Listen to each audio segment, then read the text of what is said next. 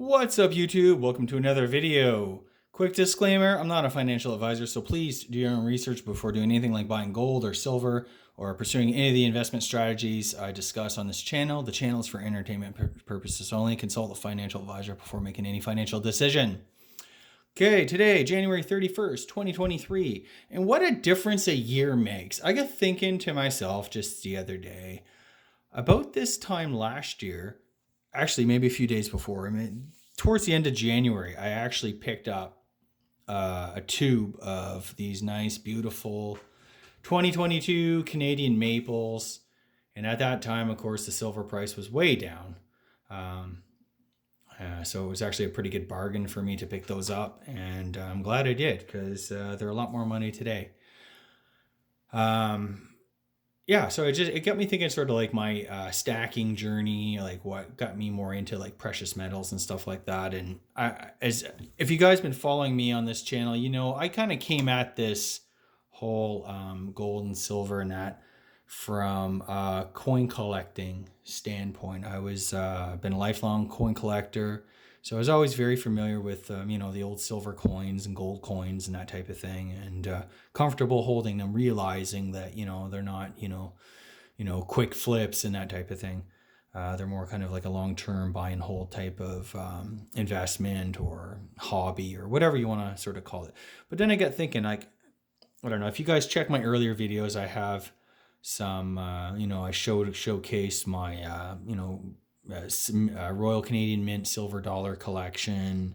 I was a big, I still am, I guess, like Canadian quarter collector. I completed all the dates in the series, and I'm kind of hunting some varieties in that now. So quarters are my thing. For whatever reason, they just are. I found that they were from a price point, they were sort of affordable, um, and had just enough kind of scarcity to make it kind of a good investment as well. There's some price appreciation potential, especially when you get hunting some of the key dates and stuff like that. It was just kind of for me, for my personal finances and that type of thing. Hunting for quarters was kind of like a really good kind of happy medium between highly expensive 50-cent pieces and not really scared. Like, there's nothing really that rare or it's that tough for the most part, in like the nickels or dimes collection. So I'll just kind of say that yes, there are some scarce dimes. Yes, there are some rare Canadian nickels and that type of thing. But what I'm trying to say is, on balance, there are far more tougher quarters to get than almost virtually anything else outside of 50-cent pieces. So, but anyways, it got me thinking. My plan always was, back in 08, 09, when things kind of went to crap, I kind of thought, gold and silver started to kind of rise afterwards, after they, the government responses to that financial crisis. And my thought was, worst case, if ever I needed to, fall back on gold or silver or something like that, I would just, look to sell some pieces in my collection and stuff like that. Then I was a little bit thinking about, that's really not that great. I don't really want to part with a lot of those pieces. They mean a lot to me. And, you might not be able to find them again or in that particular grade, or it might take you a long time to get to find the right piece. It took me a long time, especially my quarter collection. It took me a long time to find all those different pieces in the grades that I got them in, and at the right price. And, kind of stars have to align for a lot of this stuff, because they ain't making any more of them unless they're like Chinese knockoffs, in which case you're totally screwed. You're not getting something legit and that's original and going to be valuable in the future, right? So anyway, I was like, I need to start stacking some silver. So I started to load up on these silver maples predominantly. I also got, some a tube of kangaroos there. And, I want to kind of, that's going to be basically what I would go to first if I need to, like, sell off some things, basically to kind of protect the integrity of the collection. So that's sort of how I got into like stacking silver in a big way. And yeah, the gold stuff I consider more wealth preservation.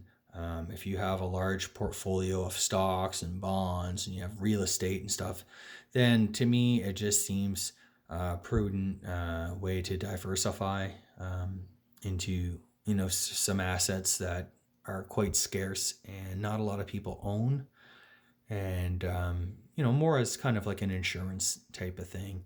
I do love coins, so I have no problem buying these things. I buy whatever kind of suits me. Lately, in the past year, the coin collector in me sort of got into buying these things. This is the 20 mark gold piece that I showcased there in the other videos. I mean, these are just have so much history behind them that I'm just really impressed with them. Like I said, I'm kind of like, I do appreciate the history. I do appreciate coin collecting and that type of thing. I also one of my favorite coins of all time is this Indian head. I just think that design is just so beautiful. It's really interesting. It's an incuse design, so the design is actually recessed into the coin planchet there, and it's just such an iconic piece, and that is one of the things. I did have to pay a bit of a premium for this. It's just a little under a quarter ounce of gold, and I paid about this is a BU, so it's I paid about what you'd pay for a half ounce, and you know.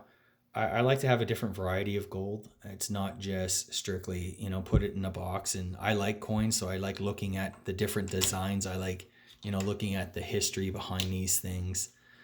Probably another one of my favorite designs is this ducat. It's a Netherlands gold ducat, 1928. And it's just, you have the knight holding a sword and clutching 7 arrows that represent the 7 provinces of the Netherlands. I don't know if it's a confederation or whatever it is over there, but there's 7 provinces. United are the Netherlands. So it's really interesting. It's really high quality. I paid, it's a little over a tenth of an ounce, and I paid probably a little bit under 1/10 of an ounce for it. And yeah, I mean, that was at last year's prices when nobody was buying gold. But yeah, and another piece. It's this is an Austrian ducat. It's a choice BU, so probably MS64, I'd say. 1915. These are restrikes, but you know what? Like again, I got this. It's a little over a tenth of an ounce, and I paid a little under a tenth of an ounce for it. So I'm okay holding this stuff. I enjoy it. I like the history. It's not like I'm going to be stacking these hard. I wanted a couple of examples, so I'm just kind of I'm interested in the history and stuff like that behind these things. I'll kind of throw this out, which brings me to what I want to kind of discuss today.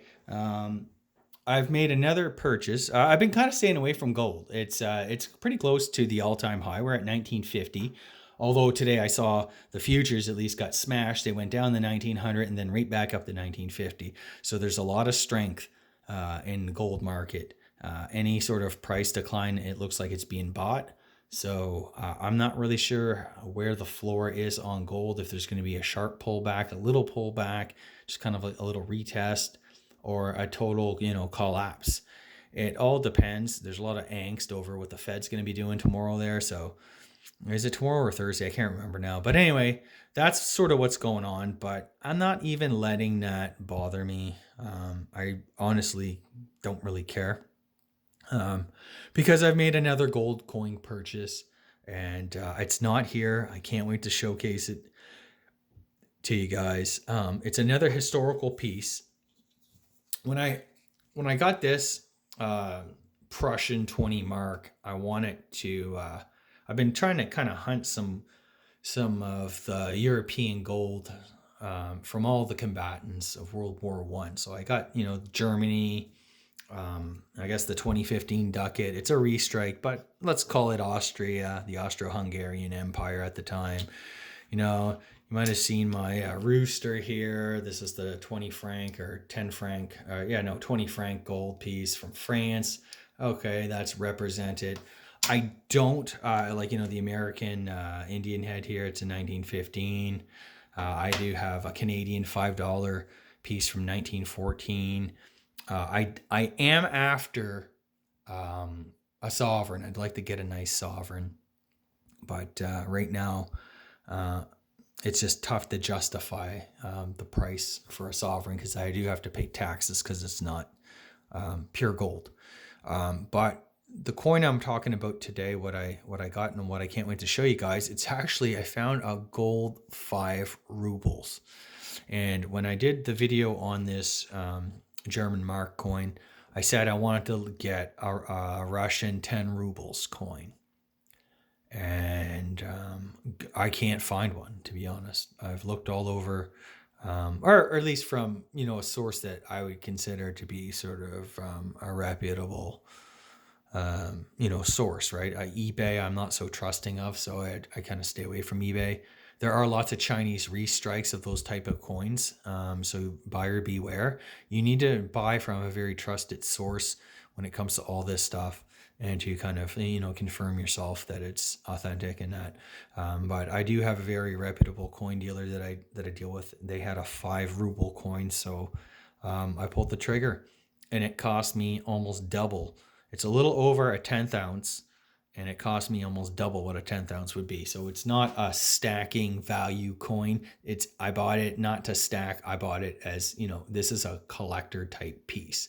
There's not that many of them out there. A lot of them were melted down when the communists took over Russia. It has, the picture of Tsar Nikolai II.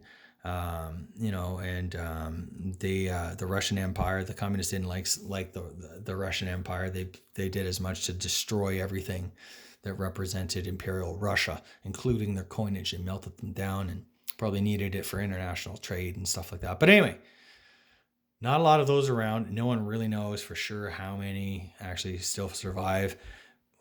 Just there's anecdotal evidence that there's not, you can find sovereigns just about anywhere. Even these 20 mark coins, these are pretty tough to come by, but not super rare. They're not super tough. Lots of other coinage at the time, the Latin League, the Italians and Swiss and Belgians and French and stuff like that. There's lots of those gold coins around, but the Russian ones are actually pretty scarce. I don't say they're super rare. Maybe depending on the date. This is the date I bought was 1899. So, anyways, I'm kind of happy I picked it up. I'm looking forward to getting it and showcasing it to you guys. So, I just wanted to kind of throw that out there. Again, it's not, it cost me a lot more than a 1/10 of an ounce. And so the value, like the premium on it, is huge. I think it was, spot plus 160, 70 bucks or something like that. It's not cheap. So, but for a one-off, to add a piece to the collection that, I've been looking forward to getting, and something that I'm going to appreciate for the rest of my life, I don't mind, footing, a couple hundred, but 500 bucks or whatever it was for that piece. So I'm good with that. And so that's kind of all I really had to say today. I see, gold is still holding its own. Silver is still doing well. It's silver just under 24 bucks. Gold is somewhere around 1930, 1928 or something like that. Last I checked today. It really doesn't matter. If it does take a big drop, I am going to, I'd like to pick up another ounce, just kind of set that away. And, I get a little bit of money saved up. But I'm just sort of on the sidelines. I'm just waiting. Sometimes when there's no good options, you don't have to buy. Just park your money in cash and just sit and wait. There's no rush to do anything, and caution and prudence pays off. It's patience. Investing game is patience. It's all about patience. So currencies are still kind of concerning. It's really tough. On the economic front, there's nothing that's like front page news now. Mass layoffs. There are layoffs we're seeing, but they're not like we're not seeing like a huge wave of mass layoffs like we did in the 08-09 recession. I think things are slowly, like there is a lag time to rising interest rates. People feel the pinch, they pull back on spending, they cut every which way they can. And then eventually, it catches up to them. And that's sort of where I think we are now. Just because something has not happened and is not front page news does not mean that there aren't serious problems brewing in the background. And at the banks and stuff, we've already seen here in Canada, at least, they are trying to do reverse amortizations for people who are under pressure making their mortgage payments. They're kind of doing all sorts of little tricks and shenanigans to allow people who otherwise would not remain in their homes to kind of stay in their homes. And you can look at that as a good thing or a bad thing. I think it's like a nefarious thing, because you're just making the problem really, really bad. And instead of them, climbing out of debt, their debt is actually growing. They can barely cover the interest costs and stuff. There's so many people in that position. They've been screwed over. And I mean, this is what I mean. Like, people have faith in these central banks. I remember in the summer of 2020, we had our Bank of Canada Governor Tiff Macklin saying, Canadians should feel confident spending and borrowing all this money because interest rates are going to stay low for a long, long time. And not even 2 years later, or actually, yeah, two years later, we're at the highest interest rates we've seen in 20 years. Like, so many people were caught unaware, off guard by that. You just couldn't react to it. And, there's a sort of, on the one side, it's a shame on you for digging yourself in that hole. And on the other side is like, you got to listen to the messaging from those in positions of authority and power. And that, to me, what happened with the Bank of Canada, there should be no confidence in these institutions, in the media, in government. They're lying and they're deliberately doing this. Or on the flip side, they legitimately do not see the problems or understand. So it's like, on the one hand, they're liars and evil, or they are incompetent fools. I'm not so sure one is better than the other. For the rank and file person out there, for the average Joe, Jane, just trying to kind of get by. So yeah, you cannot put your faith in these institutions because they have proven time and time again to be completely unreliable. And, again, like the whole thing with the homeowners and stuff, I think it's going to get worse. They keep saying we're in this housing shortage. I watched an interview with Peter Zeihan there the other day, and he was saying it's the reverse. It's basically foreign buyers and all this stuff. I mean, no one really knows and dig into these numbers for sure. And it's an emotional debate here in Canada, because I don't really think anybody wants to be the guy to have paid $2 million for a shitty average home, and to actually have to look himself in the mirror and say, I fucked up. Whoops, I'm not sure if I can say that on YouTube. But, that's kind of where it's at. You've made a mistake, you've screwed up, and no one really wants to admit that. They all want to live in this fantasy world that if you put all your money into your house, and if you draw lines of credit and renovate it, and you can just kind of, it's worth so much, but it's really not paying you an income. It's costing you an arm and a leg, your taxes, your upkeep, all sorts of stuff. I mean, I think in Canada especially, we got to get real with what investments truly are. And we have to understand that, being part of one of the largest bubbles in history is not exactly great investment. Experience is not great investment. Doesn't mean you're like, a superstar investor and stuff like that. You need to kind of recognize it for what it is. We've been blessed with low interest rates for 20 years and declining interest rates up until, last year.